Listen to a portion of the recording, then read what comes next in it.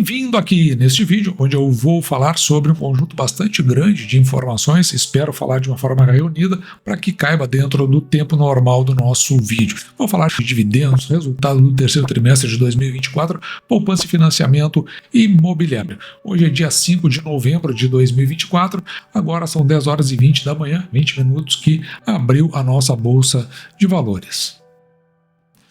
E vou começar aqui por Irani, que fez uma reunião do seu conselho de administração, ocorrida no dia de ontem, dia 4 de novembro de 2024, foi à tarde essa reunião, e veja que na ordem do dia estava sobre deliberar sobre distribuição de dividendos intercalares com base nas demonstrações financeiras de 30 de outubro de 2024. Portanto, a ideia é deliberar sobre dividendos relativos ao terceiro trimestre de 2024.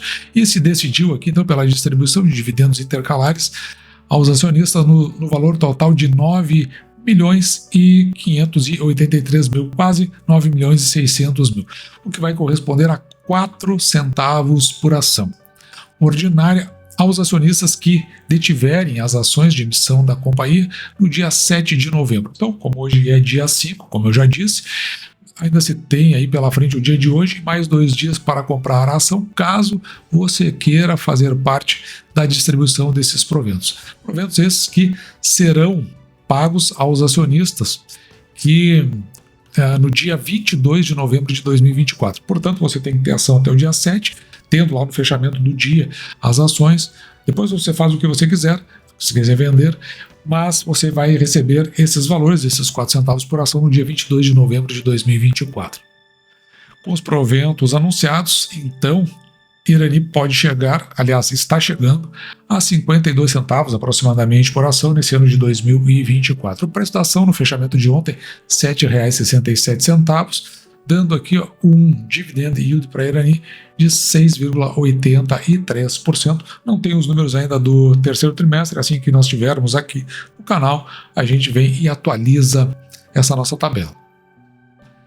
Quem, dia de ontem, divulgou as suas informações trimestrais foi a Copasa, a Companhia de Saneamento de Minas Gerais. Então, como é uma companhia de interesse aqui do canal, não faz parte da carteira, mas a gente tem acompanhado os resultados. Até porque é uma empresa muito solicitada aqui no canal. Mas vamos aqui para as demonstrações financeiras consolidadas, baseada no IFRS, que é o que nos interessa. No ativo total, a companhia chegou a 15,3, quase 15,4 bilhões. Isso aqui vai ser importante para nós calcularmos o retorno sobre os ativos da companhia. Depois, outra informação que muito nos interessa é com relação ao patrimônio líquido. Veja que o patrimônio líquido consolidado chega a 7,8 bilhões, sendo que no fechamento do exercício passado estava em 7,5. Depois nós vamos dar uma olhada no percentual de crescimento. Na demonstração do resultado, nós observamos aqui do ponto de vista da receita, no mesmo período do ano passado, os primeiros 9 meses de 2023, foi o total da receita de 5,4 bilhões e agora chega a 5,8 bilhões, crescendo aí em torno de 470 milhões, um crescimento de 8,55%. Com relação ao lucro líquido, no fechamento dos 9 meses do ano passado, 1 bilhão e 24 milhões e agora fecha em 1 bilhão e 44 milhões, um crescimento de apenas 2,04%. E que pese o crescimento de 8% na receita, só cresceu 2% no lucro líquido. Desta forma, nós podemos atualizar a nossa tabela que projeta o fechamento do exercício de 24 para a Copasa. Veja que a gente tem uma projeção de uma receita de 7,8 bilhões, quase 8, cresce aqui 200 milhões em relação ao fechamento de 2024 e um lucro líquido projetado de 1,3, quase 1,4 bilhão. Crescendo, podendo, inclusive, ser menor do que crescendo bem pouquinho aqui, em relação ao fechamento do ano passado. Os proventos da Copasa até agora anunciados a R$ 2,40, uma bela pagadora de proventos, e no fechamento de ontem a ação cotada a R$ 23,18. Veja que tem aqui um dividend yield de 10,39%, ou seja, recebendo esse valor por esse preço da ação. Com relação ao patrimônio líquido, que chegou aqui a 7,8 bilhões, crescimento de 3,87%. Se colocarmos esse patrimônio líquido sobre o número de ações, tem uma base acionária bem pequenininha, por isso que é interessante uma empresa tipo essas, né? Já que o valor que se tem para distribuir pelo número de ações faz com que quem compre a um bom preço receba uma quantidade significativa. Mas o preço da ação sobre o valor patrimonial por ação em 1,12, ou seja, o preço atual da ação é maior que o preço do valor patrimonial por ação, que é de R$ 20,69. Já houve até aqui em comentários do canal pessoas comprando a R$ 18, R$ 19, um valor interessante, principalmente considerando o valor patrimonial por ação. Isso quer dizer, quando está ali, o PVPA está entre 1 e 2, que essa ação não está nem cara nem barato. E, claro, tem um risco, como se aproxima do 1, um risco até pequeno em comprar a ação da Copasa. Já o preço da ação dividido pelo lucro líquido por ação em 6,33, se você compra a ação a R$ 23,18, recebendo esses proventos o lucro líquido que nós temos projetando, 1,4 bilhão, você recebe de volta em função do lucro líquido em aproximadamente 6 anos e 4 meses.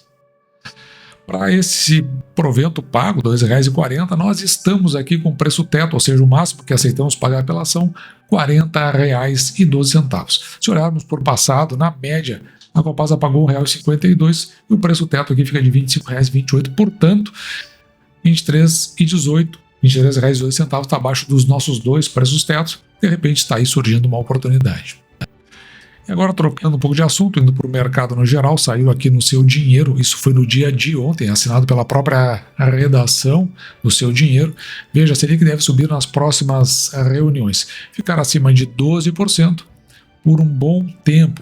Taxa básica de juros deve atingir 12,25% no início de 2025. A gente já tinha conversado sobre isso, mas está tudo voltando aí ao debate. A pesquisa foi feita pelo BTG Pactual e dos que participaram, 94% acreditam que o Copom vai optar por um aumento de 0,5 ponto percentual na taxa Selic na reunião desta quarta-feira, ou seja, amanhã.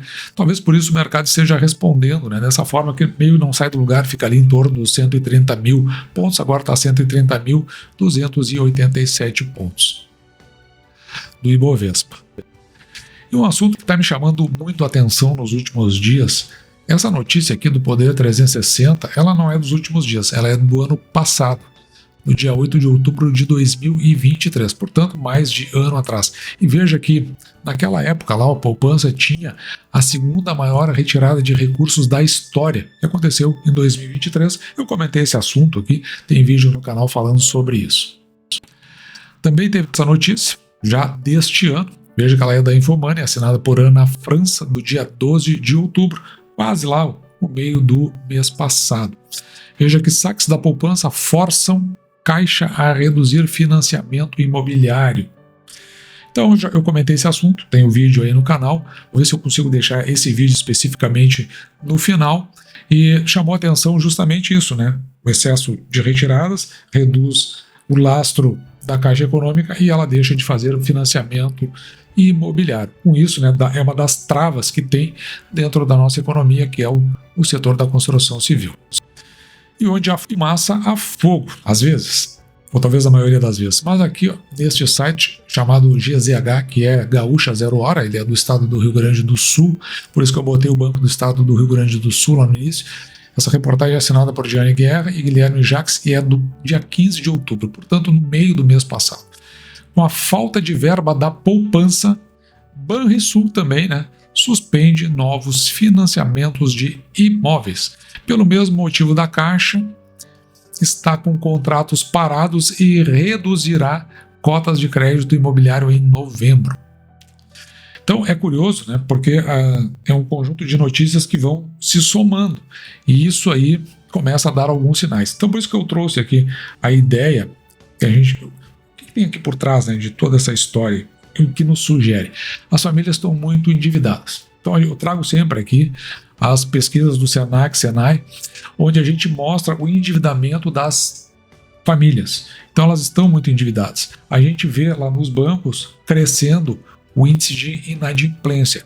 A sugestão é que quando as pessoas estão, pelo cenário que está sendo montado, elas estão tirando o dinheiro da poupança justamente para pagar as suas dívidas, ou teve um caso ali interessante, né, dívidas, né, que foi no caso do Santander, que a gente viu aqui no canal, onde aumentou o empréstimo para consumo. Então pode ser até que existam pessoas contraindo dívidas para pagar dívidas.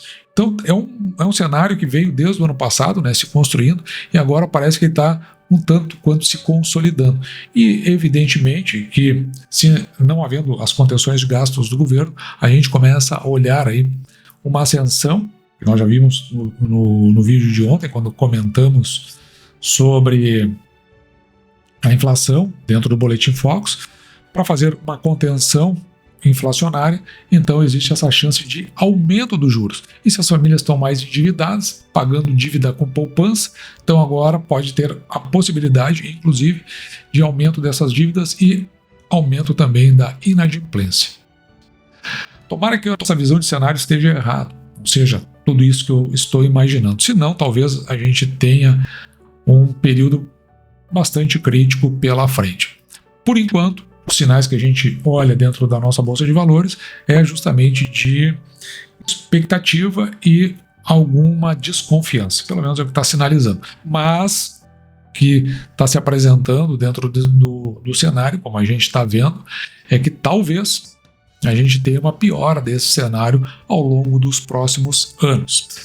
Com relação à Copasa, não faz parte da carteira do canal, eu sugiro que você faça, se você quiser ingressar na companhia, ou até mesmo na Iranic, a gente está vendo, pagadora de proventos, as duas são, dê uma olhada no cenário, o projeto das empresas, que eu vamos discutir aqui no canal, e verificar se a partir do preço, elas e pelos proventos pagos, elas são compatíveis para o ingresso na sua carteira.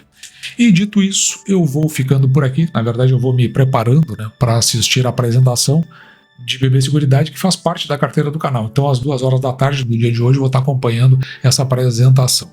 Então vou ficando por aqui, como eu disse, né? Espero que você tenha gostado. Me despeço de você, desejando que você fique com Deus e deixando, como sempre, meu grande abraço.